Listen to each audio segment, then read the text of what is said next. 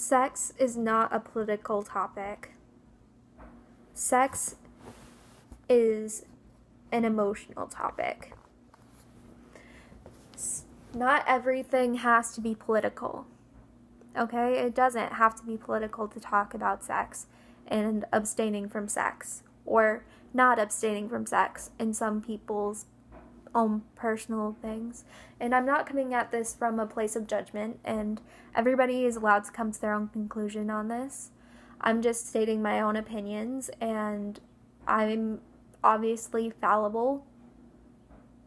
I don't think that anyone should be seen as infallible, and so I'm talking about sex and hookups, and more specifically, hookup culture, and my issue with hookup culture. And this is not a judgment of anybody who does have sex or anything like that. I'm just saying this as an opinion, and it is not a fact.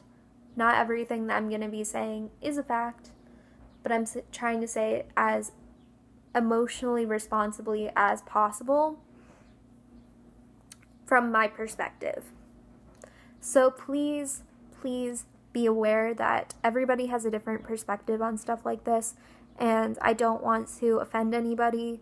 And if I do come across as being a little offensive, that was not my intention, and I am very sorry.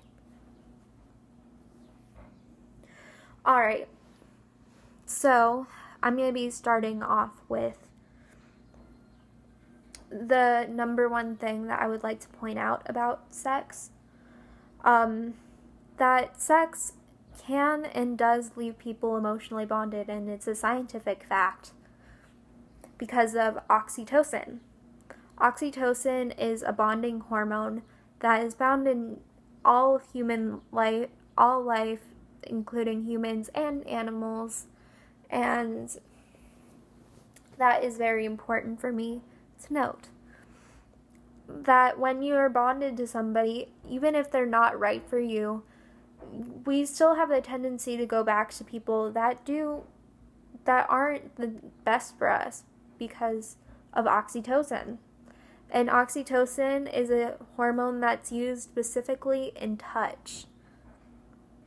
So whenever you touch somebody, you're releasing some form of oxytocin. And sex, I'm pretty sure, is one of the highest levels of oxytocin. And oxytocin is emotional and stuff like that. And it's a bonding hormone. So that's also something you should keep in mind. And 2, the less sexual partners that you have, the less sexual partners you have,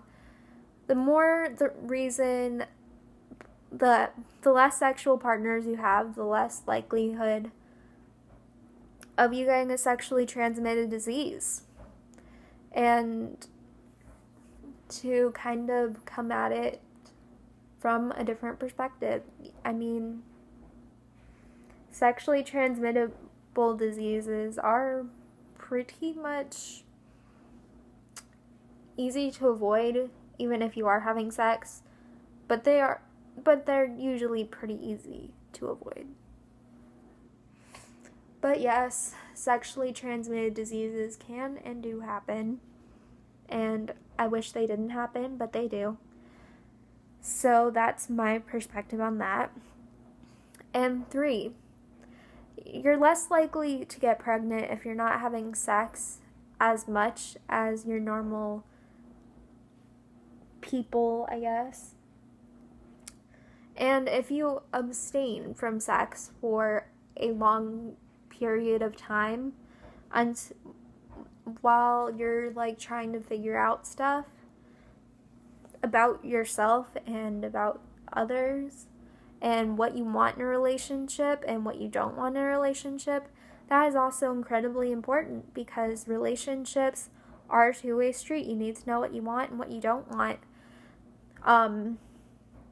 Because once you're in a relationship, you can make that decision for yourself. And obviously, there's so much more to this conversation, And I don't like the way that media portrays guys in this media hookup culture. They treat, I didn't mean to do air quotes, I don't know why I did. I'm sorry.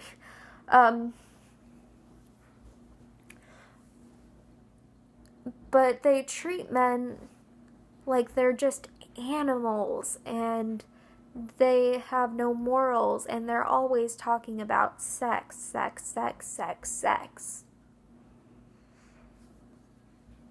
But they shouldn't be. But that's not the way that actual people talk. Actual people talk about stuff other than sex. And that is incredibly important to note. And they treat it like all men ever think about is sex. And all women ever think about is sex. So I guess everybody just thinks about sex all the time because sex. I don't think that's true.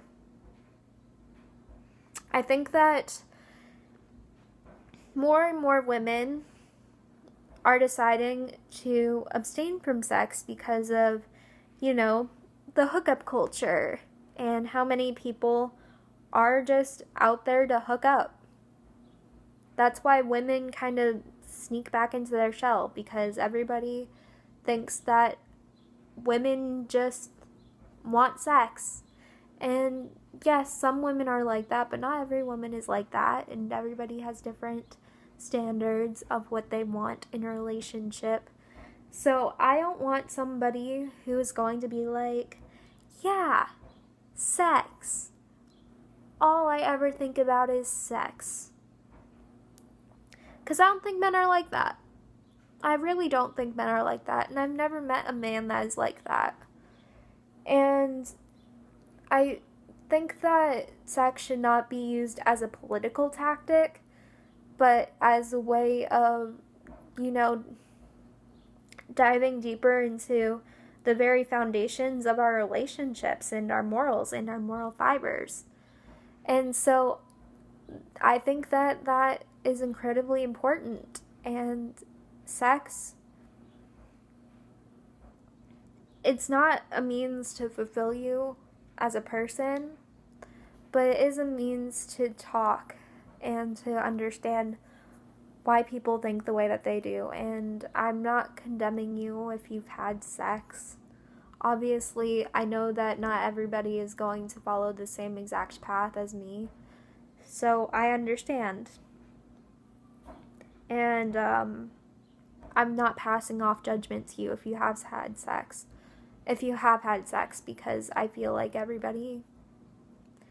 But I feel like in relationships, especially in the future, you should at least consider being abstinent for a little bit at the very start of a relationship. Because relationships are about making a deeper and emotional connection to somebody who we genuinely do care about. And sex is a part of relationships in some way, shape, or form.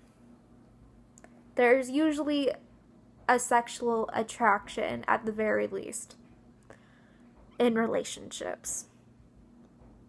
If not everybody has to, I don't know, I guess I've kind of gotten my point across pretty clearly in my perspective, but I'm not talking about this in a way that I'm intentionally trying to judge you. I'm trying to come across this as loving as possible, but I don't have to agree with everything that media stands for or that celebrities stand for even.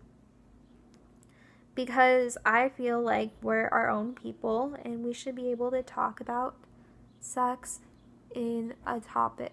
And it's not a political topic. Sex is not a political topic, and it should not be treated like a political topic, because sex is so much more than a political topic to me and to so many people, that I think that sex should be treated more responsibly than we have been treating it in the past. And yeah, just understanding it that way, I guess. Bye, guys.